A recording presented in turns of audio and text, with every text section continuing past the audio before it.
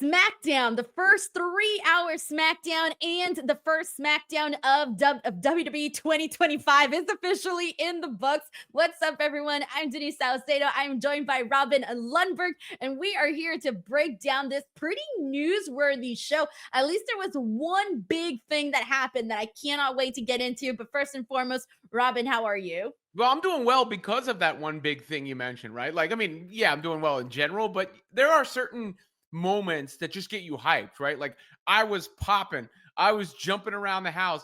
I ran upstairs, grabbed my daughter, rewound that segment to make sure she saw that. I just thought the Tiffany cash in was flawlessly executed. Not just the cash in, but the fact that the cash in came after what was an excellent match between Naomi and Nia Jax. Their chemistry was great. They worked really well together. I thought Naomi had some awesome sequences in that match. I thought the Bianca Belair KOD, that's just an impressive thing to do to a human being of Nia Jax's size.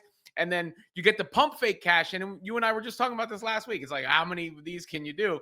But it worked flawlessly because they did that pump fake. And then you get the real Tiffany cash in and the Tiffany win. And yeah, that was money. That was really well done. Yeah, I was so thrilled that they finally did it because I think people were like, okay, how many more times are they going to tease this cash? And like they teased it at so many of these PLEs. And you were just thinking, like, when are they finally going to do it? So before we get into the Tiffany Stratton cash in, because that is our big topic of the day, Robin, I do want to get your thoughts on how you felt about the 3-hour SmackDown here tonight and some of the changes that we saw on the show, which really, the only changes were the fact that we now have a blue mat on the ring. And also, it seemed like we had a lot more backstage segments with people. Some of the entrances, some people said it felt a little bit longer. So they're definitely letting things breathe a lot more where the show doesn't feel, I guess you can say, as rushed. But overall, how'd you feel about the 3-hour SmackDown? Well, I mean, I didn't feel like it dragged at all tonight. I mean, in part because of that cash in. The test of a 3-hour show is, can you do it on a weekly basis? You know, you can do it sometimes. I mean, I didn't doubt that they could put on a good 3-hour product. The question is, can you do it consistently? The difference is minimal. You know what I'll point out as a difference? I felt like there was more done with the DIY Motor City Machine Guns matchup, Pretty Deadly, like just a little bit more of the dynamic there. And I've talked about Pretty Deadly in the past. They entertain me. I think they're amusing. I could see them doing more. And you got a taste of them possibly doing more. You got a taste of them sort of expanding the feuds in the tag division, making it feel wider, making it feel a little bit more important. So I think it's subtle stuff like that rather than like one big thing. And then if you want to talk about the one big thing, the time that Tiffy Time got. That I don't know what that was, but that It match was itself. 19 minutes and 32 seconds. Okay, yeah. So there. Wow, you had it. Oh my God. I have the times are like literally right there. So I'm just like, oh, there they are, 19 minutes and 32 Okay, seconds. which is a long time for a TV Yes. match on WWE TV. So I think that's another thing, like a little subtle thing that you can get more what feels like a PLE worthy moment, because I think that whole thing that felt like a PLE match and it felt like a PLE worthy moment. That's stuff you can do with 3 hours, but the verdict on the time will be if it can stand the test of time. So let's go ahead and get into the big highlight of today. And that is that Tiffany Stratton finally successfully cashed in her Money in the Bank briefcase. And it's officially Tiffy time because she is the WWE Women's Champion. And here's the way that this played out because this was kind of fun. So follow me here. We had Nia Jax versus Naomi, which truthfully, Robin, I'm so glad that I heard you say you liked the match. Personally, I did not think that Nia Jax and Naomi was as good as I thought it was going to be, only because I thought that it was very slow paced and most of the match was Nia Jax on the offense, and I just did not love that. I think had we seen a little bit more of Naomi's style in the match, I think that would have made the match just a little bit better. So I think had they gotten right to the action, I would have been more sold on the actual matchup. But basically, what we had out there was Bianca was out there, Candice LeRae was out there. The only person we had not seen throughout the night was Tiffany Stratton. And usually she's kind of hanging about, but this time she was not seen. And I feel like that was probably the biggest indicator that, hey, it was actually going to happen, the cash in here today? Because again, we had not seen Tiffany Stratton. So she comes out during this match, right? And she teases the cash in, but then out of nowhere, she gives the briefcase to the referee, but then she hits the referee, and I'm thinking, wait, girl, you just what? Like, what are you doing? And all of a sudden, she hits Naomi, and she helps out Nia Jax. She helps Nia Jax get this win, and you're looking at this, and you're going like, what? It's another freaking swerve. Like, this is another tease. And so you had the moment of, oh my God, she's gonna cash in, to all of a sudden you're like, oh, no, she's not. But then this is where it got good, because Bianca went in there, hit the KOD on Nia Jax, which, like you said, looked phenomenal. Every time she does the KOD on someone like Nia Jax, it just looks a lot more impressive. But then Bianca decides to use that opportunity, gets rid of Bianca, tosses her over the commentary table, and she goes to the referee and cashes in the briefcase. She hits her prettiest moonsault ever, and bam, 1, 2, 3, she defeats Nia Jax, and she is the champion now. Robin, I loved the way that they swerved this here, because I thought, oh, it's just another tease. And the moment that she came back into the matchup, I thought, oh, this is freaking great. Like, the moment she hit Nia Jax and Candice LeRae with the actual briefcase, that moment it just hit so freaking hard, and everyone knew what was about to happen next. Well, they swerved the audience, and Tiffany Stratton swerved Nia Jax. Yes. Right? So it's a double swerve in a sense, where the character is swerved because, she thinks that Tiffany helped her. And then you think, oh, they're back together and all this. And then meanwhile, she double crosses her, which sets up a future feud between those two, obviously. And they swerve the audience. But I disagree. I thought the match was excellent. I think Nia's offense, the power offense, worked. I liked some of the counters that Naomi did to it. I have no complaint. That's an A+ for me, from beginning to end, match to finish to cash in to KOD. A+ for me. That's as good as professional wrestling gets. All right. With that being said, now a lot of people are wondering, hey, are we going to see Charlotte Flair versus Tiffany Stratton at WrestleMania? I think that's the question on everybody's mind now. And Robin, I really hope we do see it. And I had said this, whether it happens at WrestleMania, whether it happens at SummerSlam, I don't know when or where it's happening. But whenever it does happen, though, I want Tiffany Stratton to successfully defeat Charlotte Flair, because I truly think that Tiffany Stratton has what it takes to be the biggest female babyface on the SmackDown roster, because she just checks off every single freaking box. And to me, that is so important. And she just has the look that you want in a WWE superstar. She has the skill. She's such an entertaining wrestler. So I know that's kind of what I want to see. I want to see her carry the belt for a long time too. I want to see her have as hot as a year as Liv Morgan, for example, who had one of the hottest 2024 years that anybody could have had. I can see Tiffany Stratton basically having a year like that if she holds the title long enough, and they really have her out there as a fighting champion. If she just goes in there and starts wrestling with a bunch of different people, shows what she can do, I think that she could be one of the best champions that we've had. And I think, it's been a minute since we've gotten that, because in my opinion, I think that one of the last best champions was Bianca Belair. I love Bianca as champion because she kind of got a little bit more time to hold the championship, to have the championship matches. With Io and Bailey, they kind of didn't do that much with them. So it's been a minute since I feel like they've really, really, truly invested in a champion and making them as big and as strong as they possibly could. So for you, looking at this, now that we're at Tiffy time, what do you want to see from Tiffany Stratton? Yeah, no. I think Tiffany Stratton's clearly the total package. I think she's already there from the support of the fans. You've seen it. It goes back to the Elimination Chamber in Australia, and it was paid off tonight, and the reaction that you get.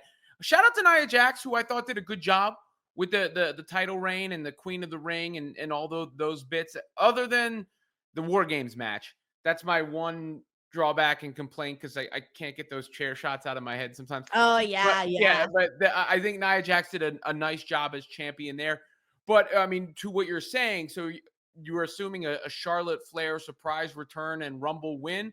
Because to me, the other player that I see being built back up is also Io Sky in the meantime. So I think when you're talking about WrestleMania main events, maybe it's some combination in that regard. And obviously you also had that Rhea Ripley exchange too. So a lot of different variables to play with. Yeah, I can see like if Io were to win the Royal Rumble, for sure I see her going after Rhea. If Charlotte were to win the Rumble, I definitely see her going after Tiffany. So it's excited. I feel like we're finally in a position where we're like, okay, what can happen in the Rumble? What are the possibilities? What can we actually see happen? So yeah, it's starting to get really exciting. But let's go ahead and see what everybody has been saying here in the super chats. We got Bailey Darley here who says, video on Netflix Raw question mark behind the scenes. Ooh, I will definitely try to do something like that. I think that's a really clever idea, Bailey. We got Heidi Ho in the building. Thank you so much, Heidi Ho, for this very generous super chat. It says, be right back. Got to go set all my clocks to Tiffy time. Dude, for reals, it's officially that time. And, we waited so long for this to happen. So I feel like the fact that they finally delivered, the cash in was very freaking cool. And the fact that it also happened on this SmackDown, this was the best SmackDown for it to happen because they also proved that unpredictability is there, right? Like you got to have shows like this where there's things that you don't expect to necessarily happen on a SmackDown that do happen on a SmackDown.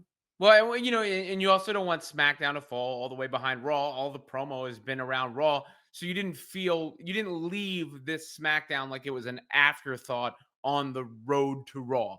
And I think that was an important thing. It was a memorable moment. It makes you anticipate what's going to happen in future shows rather than just what's happening Monday night and building towards the Rumble and the future feuds. Because I did see when they promoted the Rumble, I was like, oh, wow.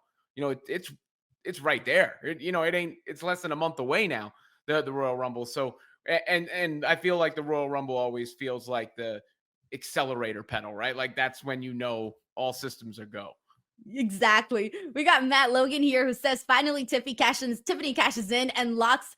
And it looks like time stood still as she was waiting for them to ring the bell. I mean, honestly, I just love the way that they executed. I think they did such a great freaking job with everything. But yeah, it took a second for them to ring the bell. Like we were waiting for her and she was standing there like, come on, come on, come on, hurry. Like she was trying to hit her prettiest moonsault ever. So yeah, it did take a minute there for that to happen, but they eventually got it. We got Sheldon Jackson here who says the first 3 hours SmackDown proved to me that SmackDown should have stayed 2 hours. The highlight is Tiffany cashing in, and after that, the show went downhill. I did not love the main event, and since we just saw that, I might as well bring it up. For the closing of the show, we ended up seeing the Bloodline. Solo Sikoa, Jacob Fatu, and Tama Tonga defeat Jimmy Uso, Jey Uso, and Sami Zayn. Dude, I thought this was such a slow-paced tag team match. Once Jacob Fatu got in there, we did get to see some cool moments, the splash, the moonsault. That was all fine and dandy, but I thought there was a whole lot of nothing for this to be the main event. I kind of felt like it fell flat towards the end. Like it didn't feel like there was a major note of some sort, because especially when you think about what the big highlight of the show was, like Sheldon said, it was Tiffany Stratton. And that's kind of about it. But there was other stuff that we did like, just not as big of highlights. Yeah, no, I think this was more in the vein of building towards Raw. I think that was the purpose of that match, to put Solo over again, to set up the Roman Solo confrontation on Raw for the Tribal Chief, for the Ulafala. That was with the Paul Heyman promo earlier in the show too, was related to that. I'm digging the Jacob Fatu, I love you Solo bit. That's kind of funny to me. It is hitting so well. That is my favorite thing. The I love you Solo, especially the way he does it with so much freaking passion. Somebody joked in our watch along. They were like, "Oh, I wish somebody would love me as much as Solo Sikoa. I mean, as much as Jacob Fatu loves Solo Sikoa." And let's be honest, that's all what we're striving for right over here. But yeah, you mentioned that Paul Heyman Solo Sikoa segment. I actually very much enjoyed this because I thought there were certain things that Paul Heyman mentioned that I was surprised that he mentioned. Like when he said the whole prison line, about the prison line with Jacob Fatu, because as we all know, that was kind of what kept Jacob Fatu from being in WWE for so long, was that he had, I think it was a burglary that he had done, and that was still on his record. And, for a long time, they didn't want him in the company because of that. However, he had been so young when that happened. So many years passed by, and he proved himself to, be mature and obviously be a different person now. So, that's forgiven.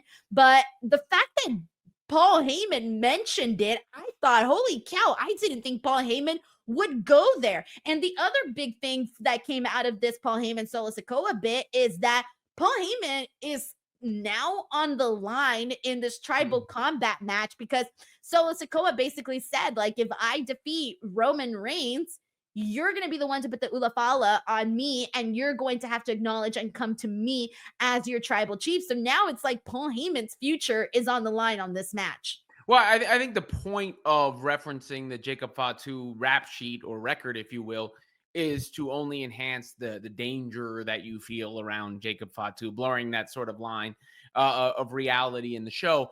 And I think that was the purpose there. And then, of course, Paul Heyman has always been an instrumental character throughout the Bloodline saga. So it only makes sense that he is involved in that match, which I'm curious to see what they do there. Like, is that just Roman going over and we're ending this?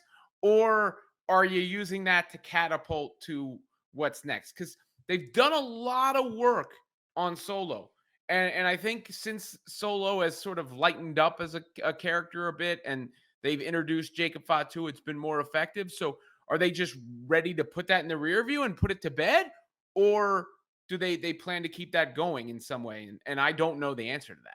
I guess it all depends, right, on what happens with The Rock, right? Like, let's say he comes out, let's say this is all part of this. How is Solo Sikoa and The Rock, how are they going to play a part in this? And I think a lot of people have been assuming that, The Rock is sort of going to be like this, I don't know, I don't want to say mentor. I don't think that's the right word, but like the person calling the shots with Solo Sikoa, right? Puppet master. Yeah, puppet master, whatever you want to call that. He's the mastermind behind all of this, right? Behind Solo Sikoa and everything that he's been doing. So I feel like there has to be some correlation there. But even so, though, once The Rock comes into the picture, Solo Sikoa is going to be like pretty much casted aside. Even if he's a part of the picture, he's going to be casted aside. Because like even when you think about like this year's WrestleMania, right? It was Roman versus Cody. When The Rock came in, it started to feel like even once they had officially said, okay, it is going to be Roman versus Cody, even when we knew that was going to be it still felt like Roman Reigns, even Roman Reigns himself was sort of casted to the side because The Rock was the one who took that spotlight. If The Rock can take the spotlight from Roman Reigns even just a little bit, he'll definitely take it from Solo Sikoa. So I'm looking at this as like, I don't necessarily think that they're going to put it to bed, like you said, put it to rest. But it's the spotlight's not going to be on Solo Sikoa anymore in regards to Solo and Roman. But I don't think that's going to hurt Solo because, you want to see Solo work with other people as well. You don't think you don't want to see Solo main event one of the nights of WrestleMania? Oh, no, that's no. Robin, you're crazy. You're crazy. Even if it was a tag team match, I mean, the only way I can see Solo Sikoa main eventing WrestleMania is if he was tag teaming with The Rock. And even then, I would feel like The Rock wouldn't necessarily be like, let me have somebody else in my tag team partner. No, I'm just kidding around a little bit. Give him some credit. I mean, it's been a minute now.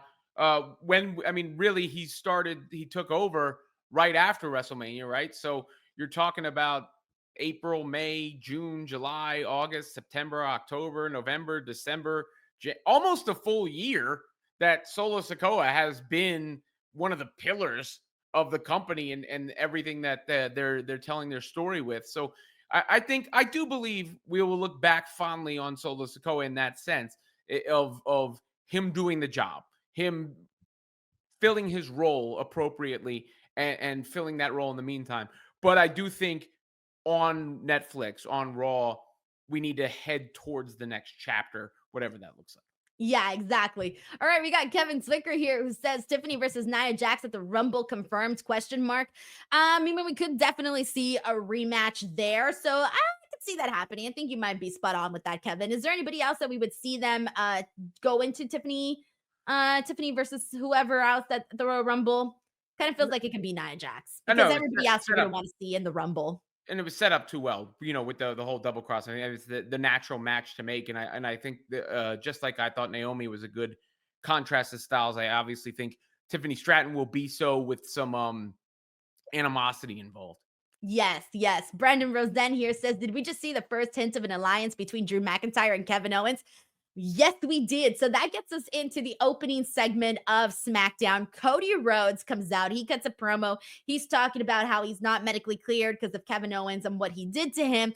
But then we get a surprise from Drew McIntyre. I was not expecting Drew McIntyre to be the one to come out and confront Cody Rhodes here. And he basically goes out there and, to the shock of everybody, gives Cody Rhodes a hug. And you're like, what? Why is he giving him a hug? And instantly I started thinking, like, does he pity Cody Rhodes in some sort of way? Like, is that what he's going to get at? And Drew basically says, I'm here to help you. I'm here to have your back and tell you to watch your back. That all led to Kevin Owens coming out and attacking Cody Rhodes from behind. So, yes, Drew McIntyre was essentially in cahoots with Kevin Owens. And that was sort of a surprise in a way, but not really, because they both have these like firecracker anger management type of characters going on right now. They're both angry and pissed off at WWE and pretty much everybody in it, especially anybody who's associated with Roman Reigns. But still, I was not expecting Drew and Kevin Owens tonight to be like in this to be on the same side of things. But this No, was great. I wasn't expecting it, but it makes sense. They're kindred spirits. I've compared them on this show many times as to how I felt like they followed the same sort of path of, they were the good guy and they were screwed over, or they felt they were screwed over enough times in their own mind that they felt that they were justified to take the matters into their own hands, which of course turned them heel. So they're their own version of that. Of course, they're different performers, but it's a similar narrative overall for both Drew McIntyre and Kevin Owens. So it would make sense that they would see eye to eye in how they're viewing the WWE. Yeah, 100%. So now I'm wondering like what else goes on from there. But I liked this, man. And I like that we kind of kicked off I liked how we kicked off SmackDown today, because it was unexpected to see Drew McIntyre, unexpected to see Drew and Cody. And even just like the promo word, like between both of them, it was very good, especially because like you do have those similarities between Cody and Drew McIntyre, in the sense that both were guys that were part of the WWE, had to leave, reinvent themselves outside of WWE, and then came back to the company and found success. And that's kind of how I always see Drew McIntyre and Cody Rhodes alike in that manner. So kind of seeing what they've become in the last couple of years has been very cool to see. And I mean, then we had the Cody Rhodes Kevin Owens brawl, and even though that's not something new, I feel like anytime you have a brawl, it's kind of a electric way to get the night started.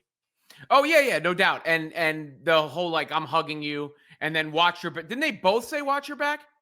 I think, I think Cody Rhodes basically told him like, I'm not gonna trust you. Like, I don't trust you at all. but I think Drew McIntyre said watch your back, and I think Kevin Owens said that at a different point too. So it's kind of like a similar catchphrase, if you will, for whatever their alliance is going to be. Sleep with one eye open, both Yeah, Cody, KO, Drew, and pretty much anybody. like We got CBS. Yeah, seriously. We got Anthony Giuliano here who says, hey, Robin and Denise, that have our guest on Monday Night Review. Would you like to be my guest Mondays to review? Thank you, Denise, for inspiring me. Oh my gosh, that is so nice, Anthony. Wait, I'm confused. Are you asking for one of us to be your guest on a review? Sorry, I'm a little bit confused, but I think that's the question that you're asking, Anthony. Please clarify in the comments. You don't have to send another super chat, but I just want to make sure that I understand your question before I answer. So thank you so much, Anthony. We got Sleaze Boy here who says, if you can pick one or two female wrestlers to get a stunner from Stone Cold Steve Austin and an RKO from Randy Orton, who would it be? One or two female wrestlers. Oh, he's putting us in a box. He's Oh, okay. he's making me advocate for male on female violence here. I like intergender wrestling. I think Yeah, that intergender wrestling, when done right, can be okay.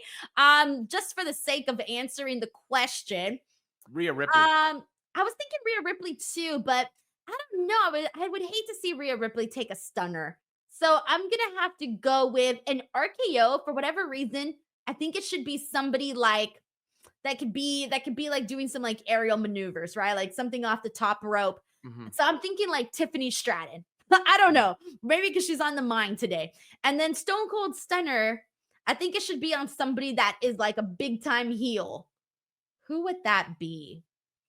I don't really know. So I'm saying stunner for Nia Jax and RKO for Rhea Ripley. Ooh, I'll steal your answer. I'll steal your answer for Nia Jax one. All right. Thank you so much, Sleaze Boy. We got Sarah here who says, "Thank you, Denise, for all that you do. The DWO has really helped me. And today was hard putting my uncle to rest, and I lost it with the military service."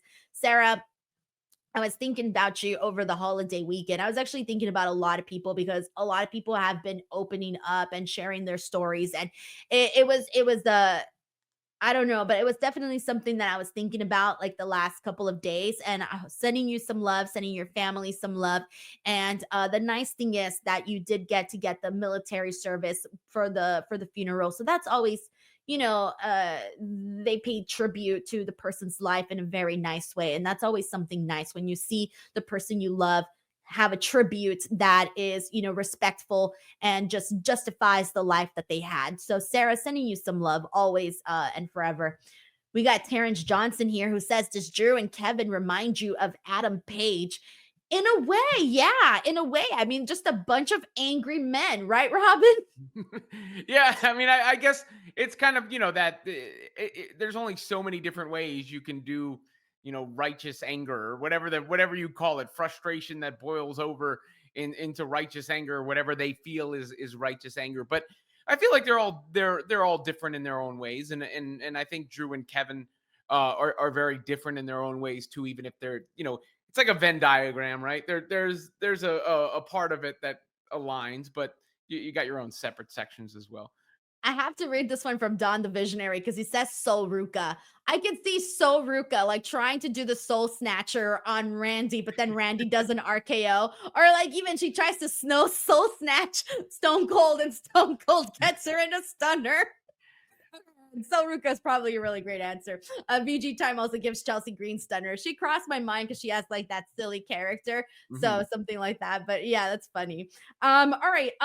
Let's see what we got here. We got Sleaze Boy also who says, "I would pick Bailey to get a stunner from Stone Cold during an episode of Ding Dong Hello. I miss heel Bailey. Yeah, she was definitely fun. Shout out to Bailey, man. Someone that a lot of fans love and respect Bailey, including myself, of course.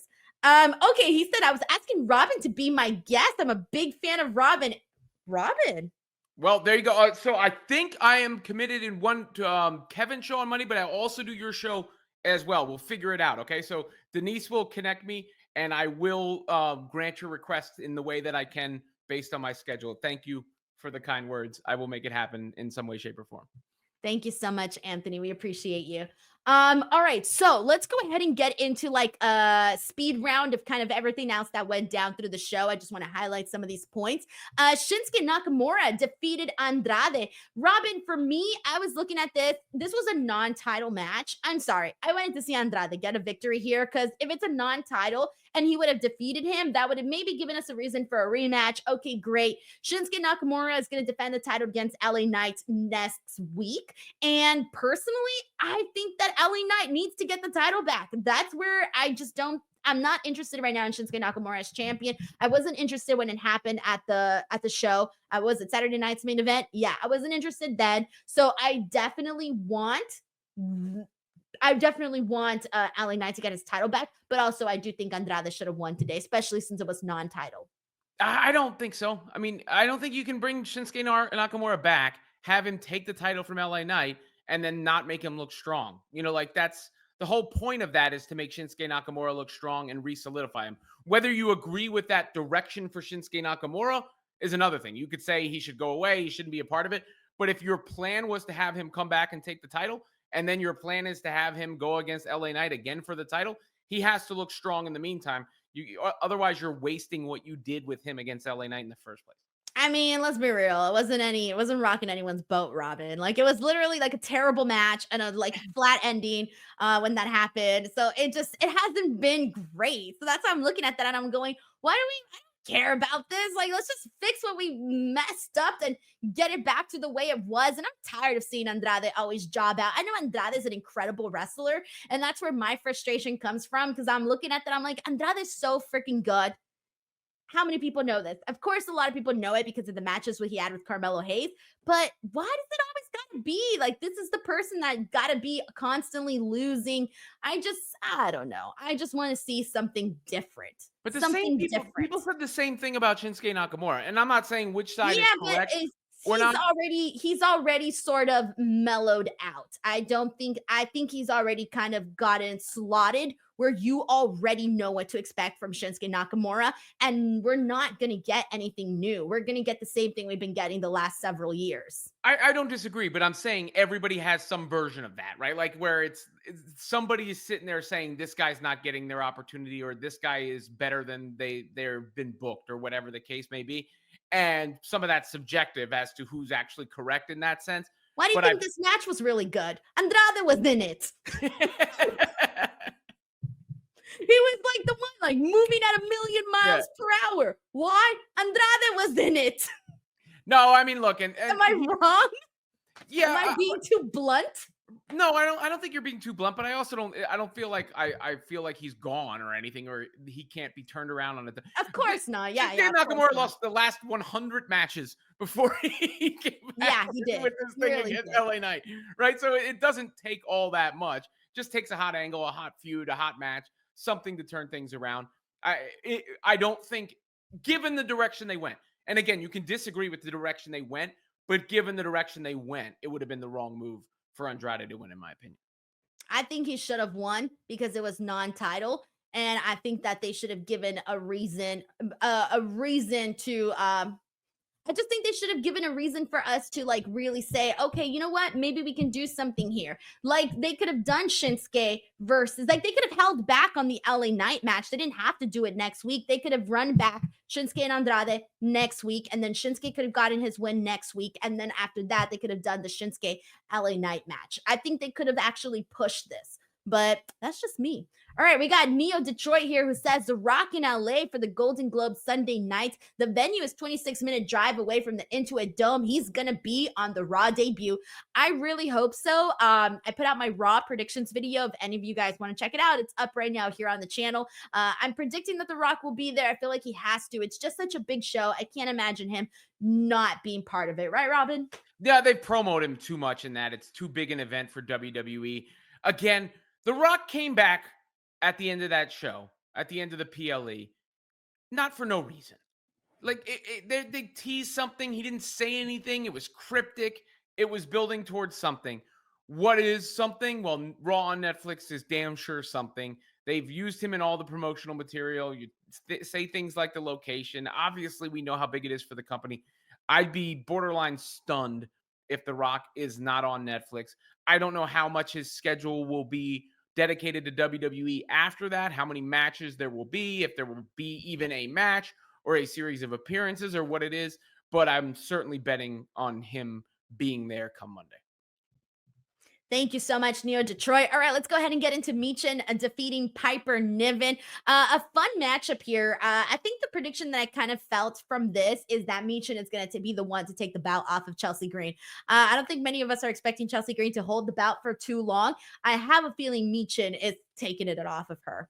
Well, you know, that makes sense too, considering the way that they built up the tournament and how that worked out and how it would be a way to sort of elevate both at the same time.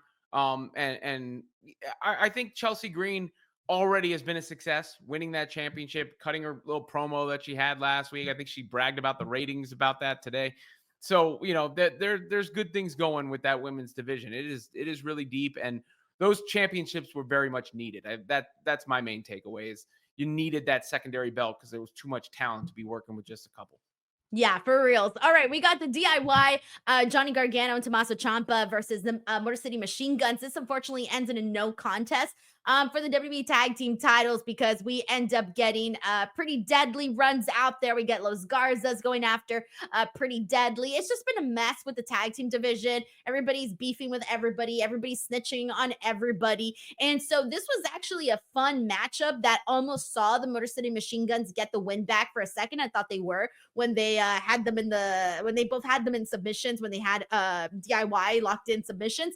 But then you could see Pretty Deadly coming from behind. So you knew something fishy or finicky was going to go down in the end, and it did. So this was what it was. But one of the things that you mentioned earlier, Robin, and I do agree that I've noticed the exact same thing, is that now with the 3-hour show, they do have more time to focus on the tag team division. Like, we got 2 backstage segments, if I remember correctly, for the tag team division today, maybe 3. And then we also got a vignette video for the Motor City Machine Guns.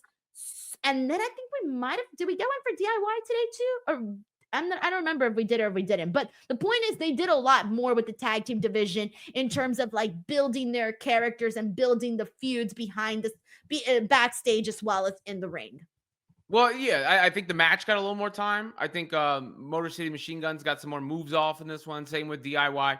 I think more tag teams were involved. Obviously, there was a bunch going on simultaneously, a lot of chaos. Again, I think Pretty Deadly felt like, okay, they're maybe planning to do something with them rather than them being a joke from now on. You continue the feud with DIY and the Motor City Machine Guns because the Guns feel like they were screwed there at the end. So a lot of things balanced at once, and I think a little bit of foreshadowing that more will be done with the tag team division, and some of the bit players will get a bit more to chew on.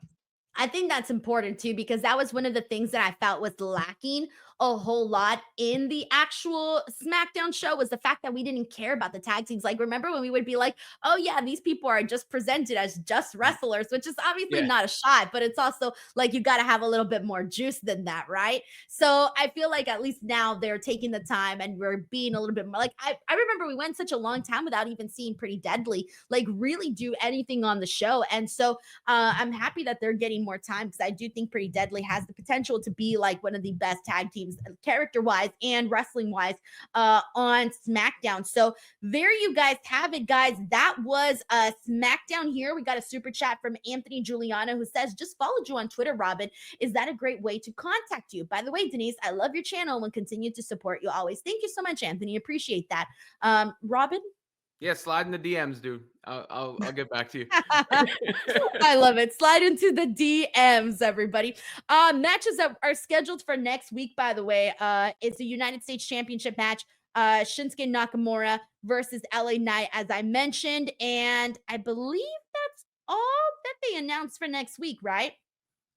I think that's it. Yeah, so much of the focus is on Raw. It's hard to think about next week's SmackDown like in the immediate aftermath, because you know that they've got this big event coming up in just a couple of days. Yeah, it's so wild. I'm gonna be at the show. I'm very, very excited. I think it's gonna be a really, really like, everyone's kind of saying this sort of feels like a PLE, and it really does. I'm expecting a whole lot from this Monday Night Raw, so I'm excited. I'll be posting content here on the channel, so please make sure that you guys subscribe. Robin, please tell the people where they can find you, or they can support you in all of that. Sure. The Robin Lundberg channel over on YouTube. Women's Fast Break on SI covering women's basketball. Raj-Talk, that's my son's channel. His goal is to surpass me in followers. And one little quick anecdote. You know the Cody Rhodes and John Cena rumors, right? It's so funny because they're the baby faces. And I was in the car and I was telling Raj, and Rohan was with us. Rohan's the big Solo Sikoa fan. And I said, who do you want to win? And Rohan goes, I want both John Cena and Cody Rhodes to win. Aww. So he's like, go sports, go wrestling, both these guys. That's so cute. Does he know the both these guys chant? You should tell him. No, I have to learn it. Yeah. Yeah. That's so cute. It's so cute. Everybody watching, this was a shorter version of our SmackDown post shows. Please let me know what you guys think, because I want to kind of trim down the time for the post shows. However, I want to get your guys' feedback on that. So in the comments section, please let me know how you feel about these more bite-sized SmackDown reviews, especially coming off of a 3-hour show. So let us know in the comments section below. Please do not forget to subscribe, check out the content, give some love to Robin, and we'll catch you guys on the next one. Bye, everyone. Yeet.